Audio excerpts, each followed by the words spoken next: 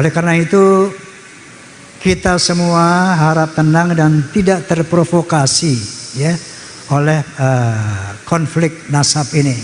Karena nanti insya Allah atas kesepakatan Kiai Imad, Romel dan juga mungkin Rabitul Alawiyah juga akan saya undang Habib Taufik insya Allah Segaf akan saya undang untuk berbicara di podcast saya agar ada berita yang seimbang. Nanti insya Allah kita akan sepakati untuk duduk bersama dimediasi oleh pihak yang netral, Civitas Akademika misalnya. Nanti beliau akan memohon kepada universitas mana yang bersedia memediasi ini. Tentu dengan para ahli, profesor ahli dan sebagainya, ahli sejarah dan ahli genetika tentunya. Nanti mungkin di situ yang akan menentukan endingnya seperti apa. Namun apapun hasilnya nanti tetap jaga persaudaraan para muhibbin, gak usah berhenti mencintai Habib. Seperti saya katakan di podcast saya, itu yang namanya Habib Rizik Syihab, kemudian Habib Ali Kuitang, Habib ini, semua sahabat-sahabat saya. Masya Allah, dengan adanya ini terus terang saya merasa sedih. Tapi apa buat? Hal ini harus dikelirkan, dijelaskan. Ya, jadi walaupun nanti hasilnya mereka bukan turunan Nabi, tetap kita akan jaga persahabatan itu. Kenapa? Karena di akhirat nanti bukan dari nasab inilah ukuran keselamatan seseorang. Oke, berikutnya mengenai yang ramai sekarang ini, lagi ngetren soal apa ini? Soal apa? Soal nasab apa nasib? Ini soal nasab ya. Masya Allah jadi trending ini. Saya terpaksa ikut bicara, tujuannya sebagai penengah dalam mengamalkan watawasau bil haqq watawasau bis sabr, saling berwasiat tentang kebenaran dan saling berwasiat tentang kesabaran. Yang kedua, wa ta'awanu 'alal birri wa taqwa wa la ta'awanu 'alal itsmi wal 'udwan. Bekerja samalah dalam perbuatan baik dan takwa, dan jangan tolong menolong di dalam kemaksiatan dan permusuhan. Jadi sedikit saya ceritakan kembali ya, apa yang mungkin semua udah lihat di media sosial, di podcast Bisikan Roma, udah lihat belum? Udah lihat? Jadi ketika selama ini tidak pernah kita dengar satu tesis yang membatalkan Ba'alwi sebagai zuriyah Nabi, kita semua kayaknya tenang-tenang aja.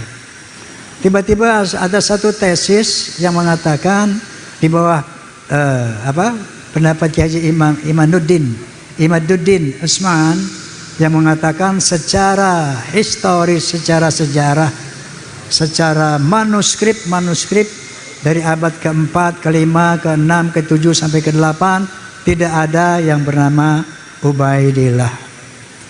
Di mana Ubaidillah ini diklaim oleh kelompok Ba'alawi sebagai zuriyah Nabi, putra keempat dari Ahmad bin Isa. Sementara dalam manuskrip dari abad ke-4 sampai ke-8 yang diteliti oleh Kiai Haji Imaduddin, konon kata beliau tidak mendapatkan anak yang keempat itu, Ubaidillah. Yang ada cuma 3 putra beliau, yaitu Muhammad, Ali, dan Husain. Nah ini muncul di abad yang ke-9 nama Ubaidillah ini. Maka beliau menyimpulkan bahwa nama Ubaidillah sebagai dzurriyyah daripada Ba'alawi ini cangkokan. Itulah dimulainya begitu. Sampai sekarang ini tentunya belum tuntas ya. Maka saya teringat, saya tanya waktu podcast dengan beliau kemarin, kenapa? Apa awalnya Anda melakukan penelitian ini? Padahal beliau dulu yang membuat nasab tentang Ba'alawi ini. Lalu kata beliau, selama ini saya menyaksikan arogansi daripada oknum-oknum habaib yang jauh dari syariat. Jadi membuat doktrin-doktrin yang sesat, menyesatkan. Seperti apa misalnya? Misalnya kita sering ada viral di sebuah video. Ada seorang habib berkata begini misalnya. Itu ada tukang kacang namanya Maman. Itu si Maman ini nggak beres ibadahnya. Tapi beliau ketika seorang habib, nggak perlu saya sebut namanya, Al-Maghfurullah, udah meninggal dunia soalnya. Kalau minta kacang dikasih, dianterin. Satu saat si Maman ini meninggal. Maka dikasih tahu sama Habib ini, Beb, Maman meninggal, baik nanti aku datang. Begitu Habib ini datang, dititipin surat di bawah lehernya, kata Habib ini. Ditulis sebuah surat, disimpan di bawah lehernya. Man, nanti kalau Munkar wa Nakir tanya, lo jangan jawab. Kasih aja nih surat, nanti lo masuk surga bi ghairi hisab. Ini kayak begini yang disebarkan. Menurut Kiai Imad, banyak hal-hal seperti itu, yang khurafat seperti itu. Maka muncullah kecurigaan beliau. Maka beliau mulai meneliti. Nah tentunya ada sanggahan-sanggahan dan sebagainya. Ada sampai kepada tes DNA. Saya juga sudah podcast, barangkali antum sudah lihat podcast saya dengan Dr. Hugeng. Ya, beliau menyatakan bahwa menurut tes DNA bahwa yang namanya Ba'alawi mustahil sebagai keturunan Nabi. Mustahil sebagai keturunan Nabi. Ini menurut pendapat Dr. Hugeng. Dan ternyata Najwa Shihab pun telah bersaksi di media bahwa beliau telah mengadakan tes DNA. Ternyata haplogrup-nya 3,4% Arab dan sekian puluh persen lainnya ke India, ke Afrika dan sebagainya. Nah, oleh karena itu kita semua harap tenang dan tidak terprovokasi ya oleh konflik nasab ini.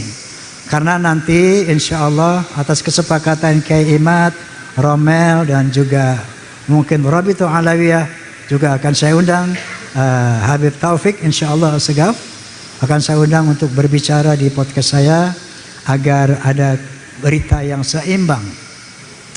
Nanti insya Allah kita akan sepakati untuk duduk bersama dimediasi oleh pihak yang netral. Civitas Akademika misalnya. Nanti beliau akan memohon kepada universitas mana yang bersedia memediasi ini.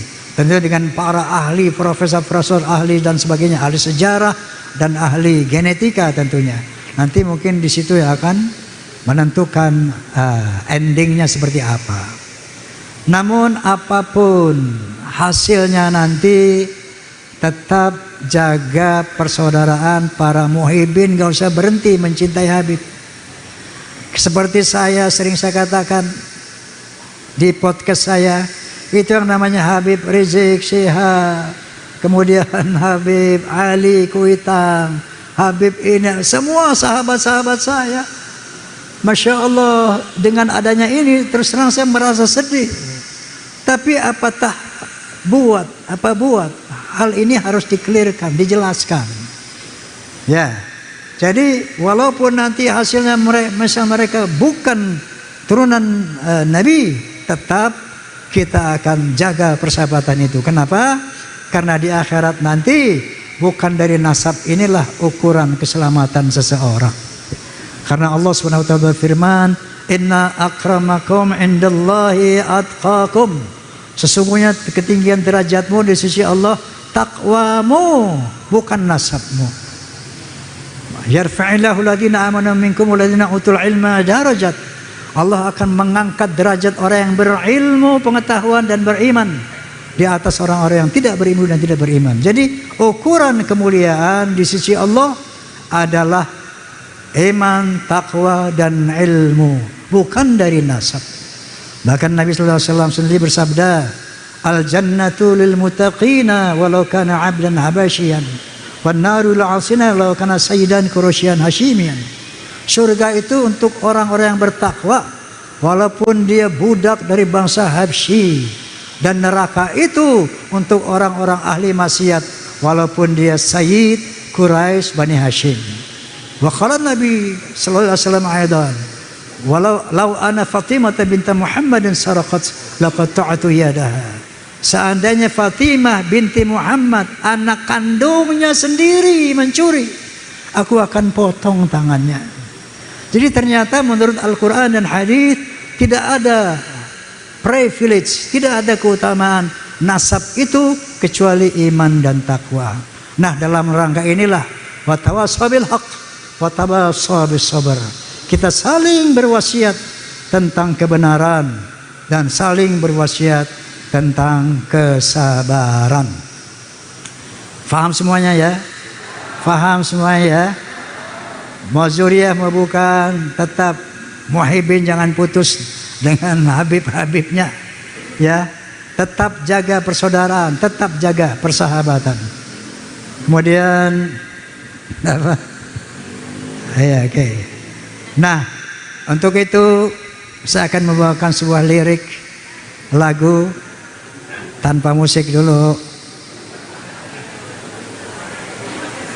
dengan mengambil referensi dari firman Allah Subhanahu wa taala, wa'tasimu bihablillahi jami'a wa la tafarraqu. Bersatu padulah kalian di bawah tali Allah, jangan bercerai-berai. Amin. Amin. Hayu bersatu padu, hayu dan seirama, hayu seiman sejalan, berpedoman pada Quran, mari galang persatuan. Berpedoman pada Tuhan, mari galang persatuan. Hayu bersatu padu, hayu dan seirama, hayu rapatkan barisan agar semua musuh Islam takkan punya kesempatan. Agar semua musuh Islam takkan punya kesempatan. Faham? Faham? Jiwa dan raga juga harta kita relakan demi agama dan demi tegaknya kebenaran. Kita relakan demi agama dan demi tegaknya kebenaran. Kita semua takkan rela bila ada yang coba-coba mengganggu dan merusak akidah.